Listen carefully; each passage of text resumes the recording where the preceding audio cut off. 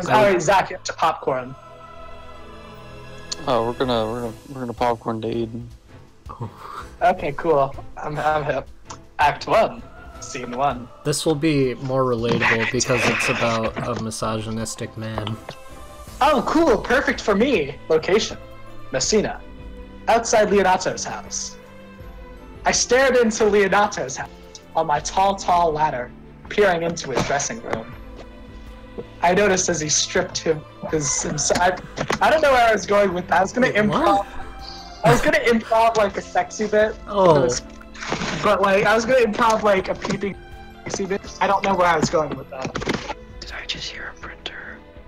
No, I accidentally opened my DVD tray. I forgot Nox was here. That honestly scared me. Okay, so I don't think the gates of paradise itself could be more welcome sight than those of Don Leonato's house. After such a month as my company had just endured, the prospect of full bellies and warm beds was enough to bring my hardened warriors near to tears.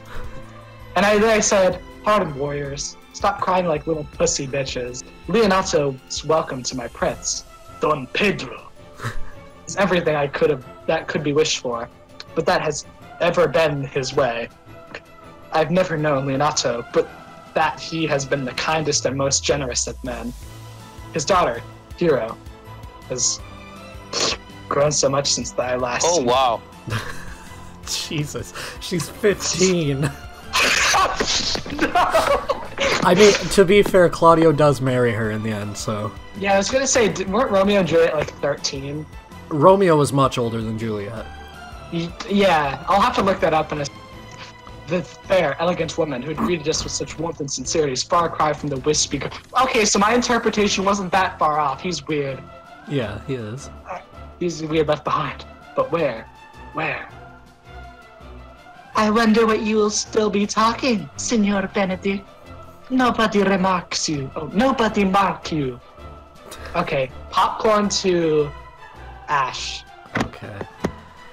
Ah, there! My heart leaps, but no, I remember we had fought. I had been harsh, she had been cruel. Even now as Beatrice stands so near, I want nothing more but to sweep her into my arms. Has she always been so tall? Okay, so here's the thing. Romeo is said to be anywhere from 18 to 23, but Juliet is only 13 in canon. Yep. So that's weird. Yeah. I forgot that Shakespeare times were weird. Sorry, Shakespeare continue. times were weird. Sorry. Okay. Yeah. So breathtakingly beautiful. I am Keanu Reeves. Keanu Reeves was actually in the movie for this.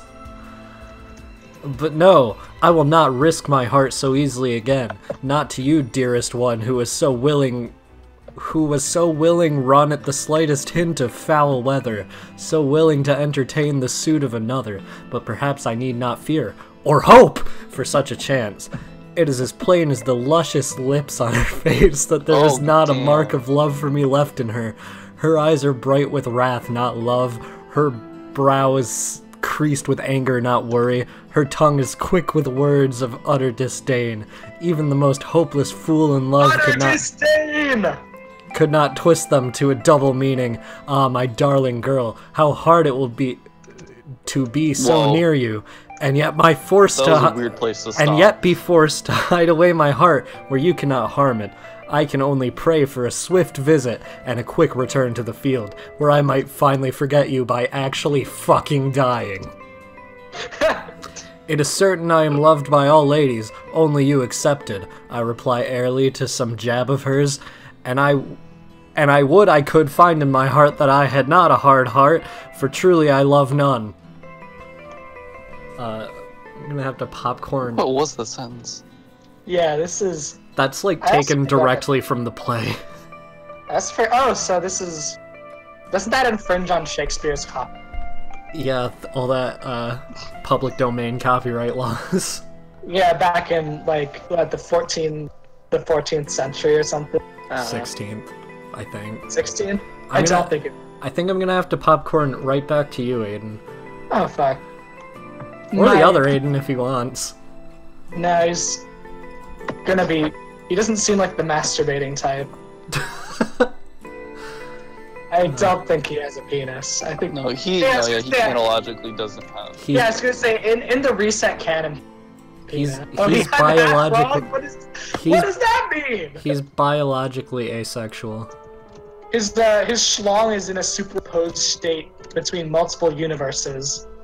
He's half. That's horrifying. I'm gonna continue reading and not think about half a penises. Oh God, wait, actually, I gotta know. Actually, I gotta know. Is it half a penis? Is it like hot dog or hamburger length? Yes. Nobody dies in this play, Aiden.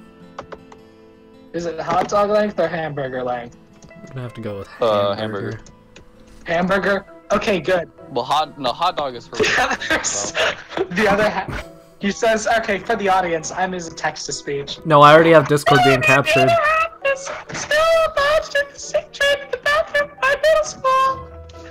That sounds just like him. His mic isn't even muted, he's just not talking. Yeah. Alright, I got it. I got this one. My prince informs us that we will stay a month at Leonato's, perhaps longer, on should some occasion detain us. It is fortunate that we are in company as he speaks these words, and that he quickly departs with Leonato afterwards, for I am most strongly tempted to do him violence. A whole month tormented by the nearness of theaters I cannot hope to have. I would rather return instantly to the field of war, or embark on a hard march to the far reaches of the Orient. Poor Claudio must bear the brunt of my discontent, and he could not have chosen a worse topic of conversation had he been able to divine my thoughts. Love hero, says he. Love her dowry, rather, says I. I swear he never even marked her when he last came to the house.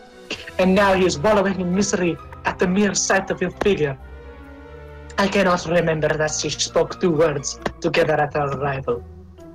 How can I now be expected to express an opinion of her?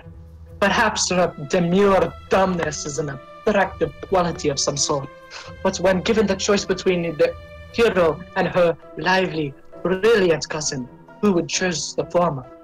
Claudio, apparently. The idiot. See, the thing about Benedick and Claudio's dynamic is they're friends, but Benedick is of the mindset that Claudio's weak because he's fallen in love and speaks decent English. Oh, so it's like you and me. Yeah, pretty much. Alright, so I can get behind this. And with that in mind, Popcorn Ash.